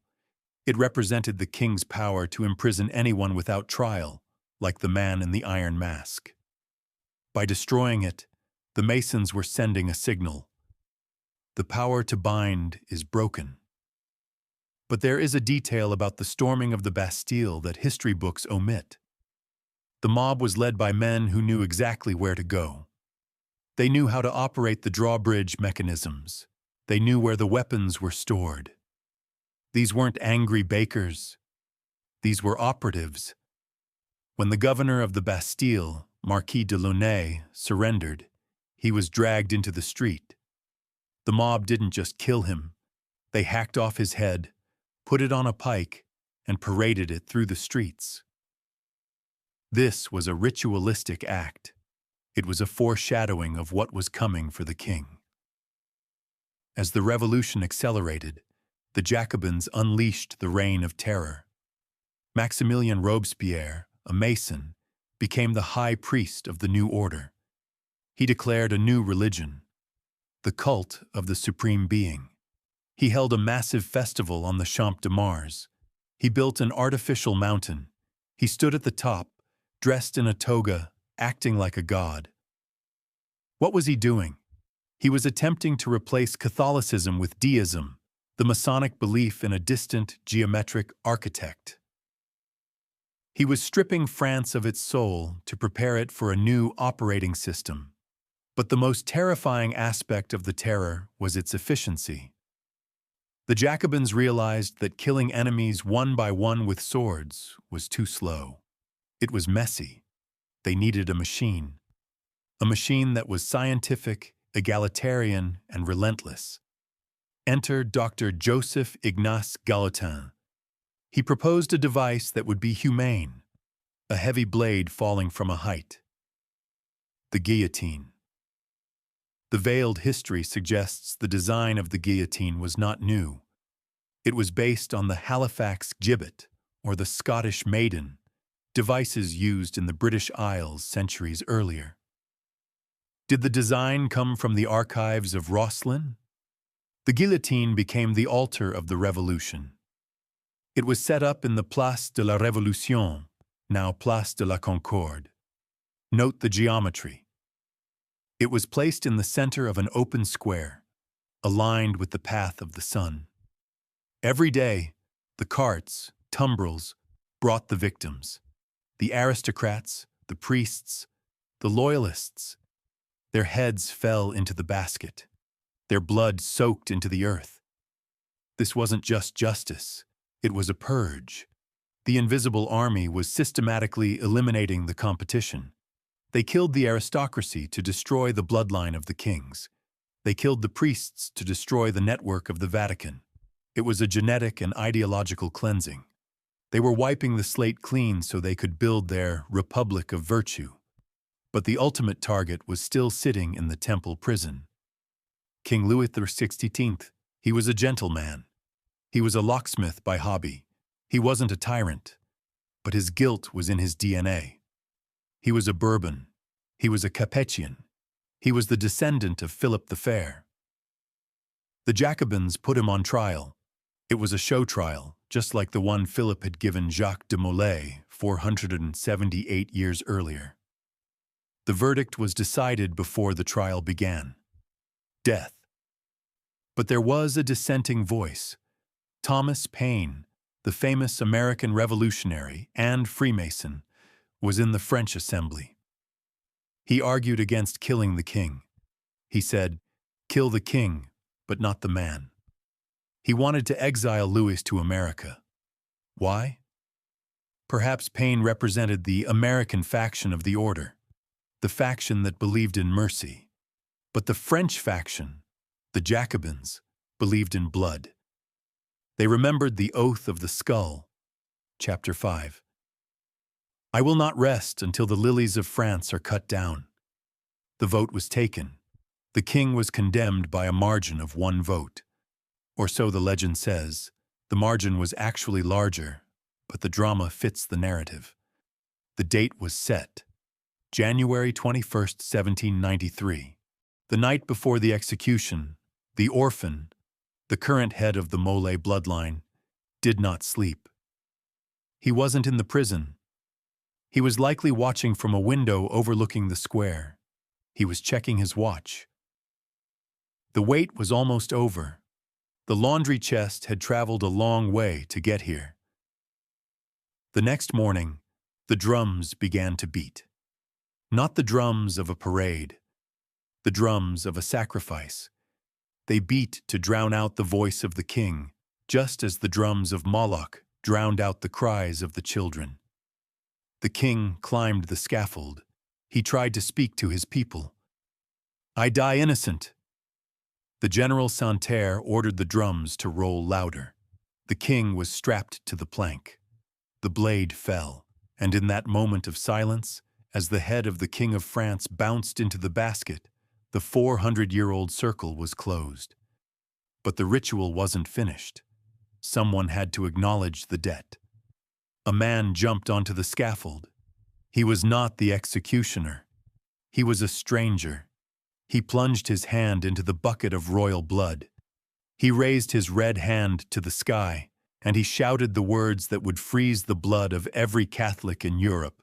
Jacques de Molay, thou art avenged. This is the climax of the saga. The Orphan had returned. The debt was paid. The monarchy was dead. But revolutions are hungry beasts. They don't stop when you want them to. The Jacobins, drunk on power and blood, turned on each other. Robespierre was guillotined. Danton was guillotined. The order out of chaos had produced too much chaos. France was drowning. The Templars realized they needed a stabilizer. They needed a man who could take the energy of the revolution and channel it into a new structure. A man who was a soldier, a visionary, and a brother. They found him in the artillery corps, a short Corsican with burning eyes, Napoleon Bonaparte. Was Napoleon the chosen one of the order, or was he the monster that Frankenstein created? The final phase of the plan was about to begin. The Black Templars were going to come out of the shadows. They were going to open the vaults, and they were going to scour Europe for the one thing the Vatican had managed to hide from them for centuries: the archives of the Inquisition. They wanted the files. They wanted the names of the men who tortured their ancestors. And Napoleon was the battering ram they would use to break down the gates of Rome. Fate has a dark sense of humor. It loves symmetry. In 1314, Jacques de Molay, the Grand Master of the Templars, was dragged out of the Temple Tower in Paris to be burned by the King of France. In 1793, Louis XVI, the King of France, was dragged out of the Temple Tower in Paris to be beheaded by the avengers of Molay. For nearly 5 centuries, the Temple Tower had stood as a monument to the destruction of the order. It was the property of the crown. But when the revolution struck, the invisible army, the Freemasons, Jacobins, made a specific choice. They didn't put the royal family in the Bastille. They didn't put them in the conciergerie at first. They imprisoned them in the temple. This was not an accident. It was ritual humiliation. The king was forced to live in the same cold stone rooms where his ancestor, Philip the Fair, had tortured the knights. He was forced to look at the graffiti scratched into the walls by dying Templars. The ghosts of the order were his jailers. And now, the date was set. January 21st, 1793, the trial was over. The verdict was death. The Orphan bloodline, now represented by the shadowy leaders of the Jacobin Club, had engineered the perfect checkmate. But they didn't want a murder. A murder is a crime. They wanted an execution. An execution is a legal ritual. It transfers power from the victim to the executioner. To perform this ritual, they needed a new kind of altar. The stake was too messy. The axe was too medieval. They needed a machine that represented the cold, mathematical logic of the Enlightenment. They needed the guillotine. Dr. Joseph Ignace Guillotin, a Freemason, proposed the device as a humanitarian tool. But in the eyes of the veiled history, the guillotine is something else. It is a decapitator of kings. It separates the head, the crown authority, from the body, the state. It is the ultimate symbol of the Masonic motto: liberty, equality, fraternity. Equality in death. The blade falls the same for a peasant as it does for a king. On the morning of the execution, Paris was shrouded in a thick, freezing fog. The city was silent. The shops were closed. The National Guard lined the streets, bayonets fixed. They weren't guarding the king. They were guarding the sacrifice. Louis XVI rode in a carriage to the Place de la Révolution. He was a pious man. He read the Psalms of David. He believed he was dying a Catholic martyr. But the men waiting for him on the scaffold didn't believe in the Catholic God. They believed in the great architect. And the architect demanded a balance sheet. When the king stepped onto the platform, he saw the machine. 2 red posts, a heavy triangular blade, a wicker basket waiting for his head. He tried to speak to the crowd. He possessed a surprisingly strong voice. "I die innocent of all the crimes laid to my charge. I pardon those who have occasioned my death, and I pray to God that the blood you are going to shed may never be visited on France." It was a noble speech. It might have swayed the crowd, but the invisible army had anticipated this. General Santerre, the commander of the National Guard and a rumored Mason, raised his sword. "Tambours! Drums!" he shouted. A roll of drums erupted from the soldiers stationed around the scaffold.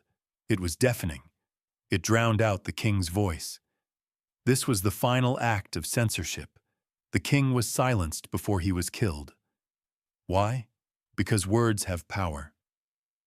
A dying king's curse could rival a dying Grand Master's curse. The conspirators couldn't risk Louis reversing the spell that Molay had cast. They needed him to die mute. The executioners seized him. They strapped him to the plank. They pushed him forward. The king's neck was positioned in the lunette, the wooden collar. He looked up. Did he see the sky? Or did he see the ghost of Jacques de Molay smiling down at him? The blade fell. Thud. A spray of bright red arterial blood shot across the platform. The head of Louis XVI bounced into the basket. For a second there was absolute silence in the square. The divine right of kings, the concept that had ruled Europe for 1,000 years, was severed. The link between God and the throne was broken.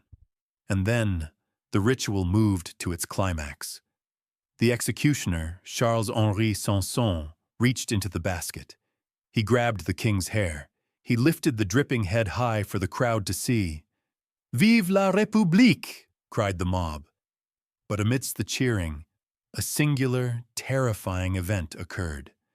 An event that historians dismiss as legend, but which the veiled history records as the signature. A man jumped onto the scaffold. He was not a soldier. He was dressed like a bourgeois citizen. He walked straight to the pool of royal blood spreading on the wooden planks. He knelt. He plunged his hands into the warm red liquid. Then he stood up, raised his bloody hands to the gray sky, and screamed a sentence that echoed 479 years of waiting.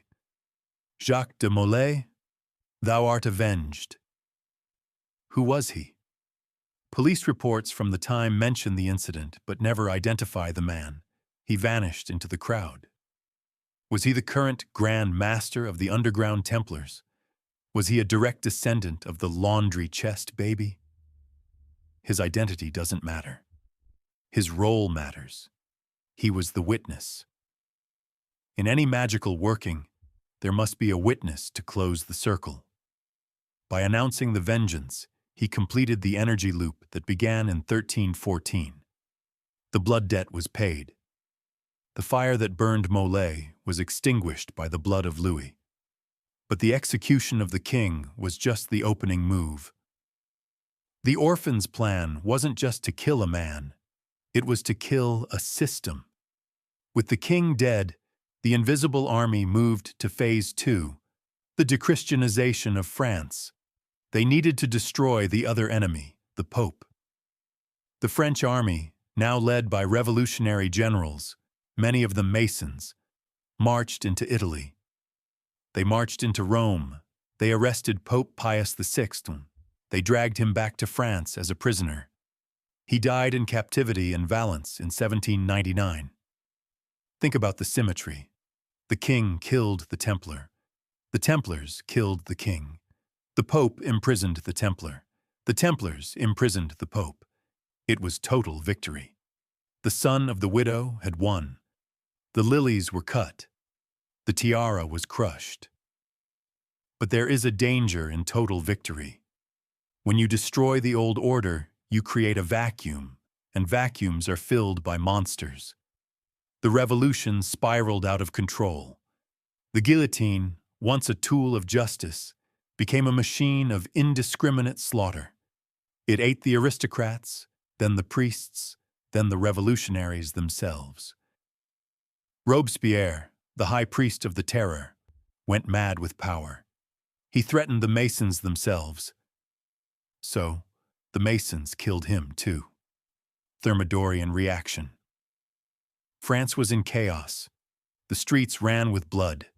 The economy collapsed. The people were begging for order. The Templar architects realized they needed a stabilizer. They needed a man who could take the chaotic energy of the revolution and forge it into a new, disciplined empire. They needed a soldier king, but one who was loyal to their principles. They looked at the army. They found a young artillery officer from Corsica. He was brilliant. He was ambitious. And his brothers were high-ranking Freemasons. His name was Napoleon Bonaparte. Was he the chosen one of the order? Or was he the tool they would use to spread their new world order across the rest of Europe? The next chapter of the saga was about to begin. The revolution was over. The empire of the eagle was about to rise. And Napoleon's first act? He would open the vaults.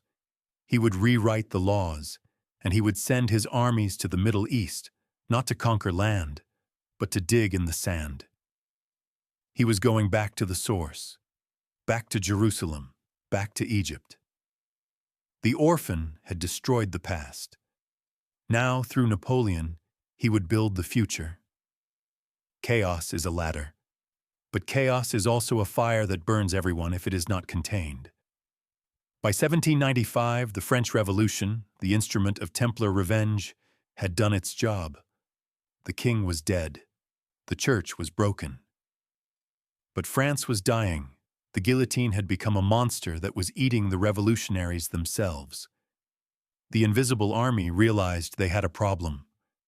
They had destroyed the old order, but they hadn't built the new one. They needed a grand architect.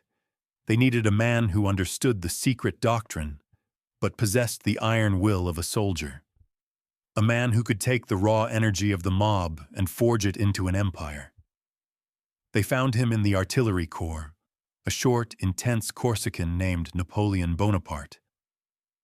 History books tell us Napoleon seized power through a coup, but the veiled history suggests he was selected. Look at his connections. His brothers, Joseph, Lucien, Louis, and Jerome, were all high-ranking Freemasons. His generals, Masséna, Murat, Ney, were all Freemasons. The Empress Josephine was deeply involved in the occult lodges of Paris. Napoleon wasn't a dictator. He was the sword of the order.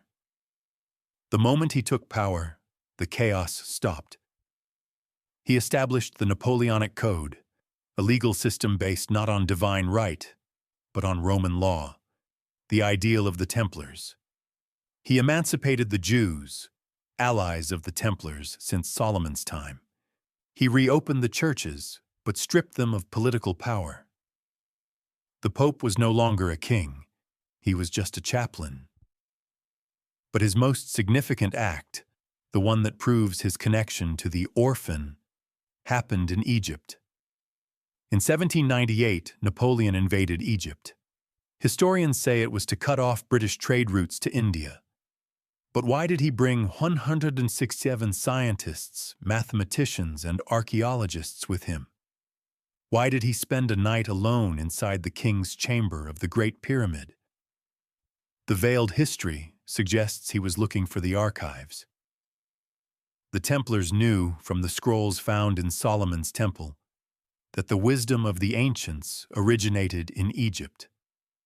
They believed there was a lost library buried under the Sphinx or the pyramids, the Hall of Records. Napoleon went to retrieve the source code. When he emerged from the Great Pyramid the next morning, he was pale and shaken. He refused to speak of what he saw, but he reportedly told a friend, "Even if I told you, you would not believe me." Did he encounter the Whispering Head? Or did he experience a Solomonic initiation that gave him the mandate to rule the world? Armed with this knowledge, and likely the funding of the Templar banks, Napoleon returned to Europe and crowned himself emperor. But notice the symbol he chose. He didn't use the fleur-de-lis, the symbol of the Bourbons. He used the bee. The bee is a Merovingian symbol, the symbol of the lost kings that the Vatican had deposed 1,000 years earlier. By wearing the bee, Napoleon was signaling to the initiated, the old bloodline has returned, the usurpers are gone. But his greatest service to the order was not military, it was financial. Napoleon established the Banque de France. He solidified the system of central banking that the Templars had invented. He created a financial structure that could operate independently of who was sitting on the throne.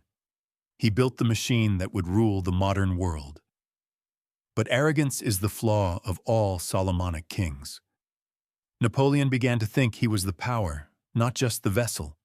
He attacked Russia, a mistake. He fought the English Masons, a civil war within the Brotherhood. The order decided he had served his purpose. They withdrew their support. The funding dried up. The intelligence stopped flowing. Waterloo wasn't a battle. It was a decommissioning. Napoleon was exiled to St. Helena. But his legacy was secure. He had shattered the monarchies of Europe. He had spread the Masonic code of laws to every country he conquered. He had cleared the forest so the new tree could grow. And as the smoke cleared over Europe in 1815, the Orphan's family looked at the map. The king was dead. The Pope was broken. The Holy Roman Empire was dissolved. The revenge was complete. But they realized something crucial. Fighting wars is expensive. Being a king is dangerous. Look at Napoleon. The true rulers shouldn't sit on thrones where they can be shot at. They should sit in boardrooms. They initiated the final phase of the plan, the corporate takeover. They would stop being knights and emperors. They would become the elite. The fire on the Île aux Juifs has been cold for 700 years. The ashes of Jacques de Molay have long since washed into the Atlantic Ocean. The kings of France are dust.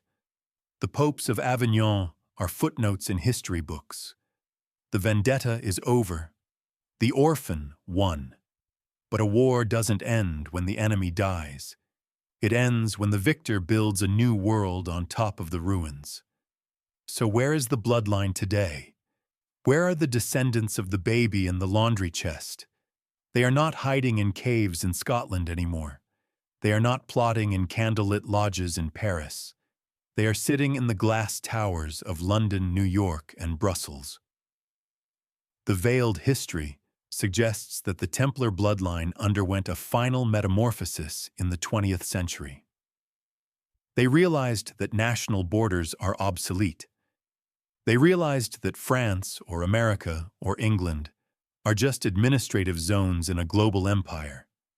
They evolved from national revolutionaries into global technocrats. Look at the structure of the modern world. We have the United Nations, the World Bank, the IMF, NATO. These organizations act exactly like the medieval Templar order. They are supranational, above the law of any single country. They are exempt from taxes. They have their own armies, peacekeepers. They control the flow of money and debt. Is this a coincidence? Or is it the Templar dream realized on a planetary scale? The New World Order, Novus Ordo Seclorum, printed on the dollar bill, is not a future plan. It is a victory monument. It celebrates the completion of the project started by Solomon and resurrected by Molay. But what about the Vatican? The old enemy?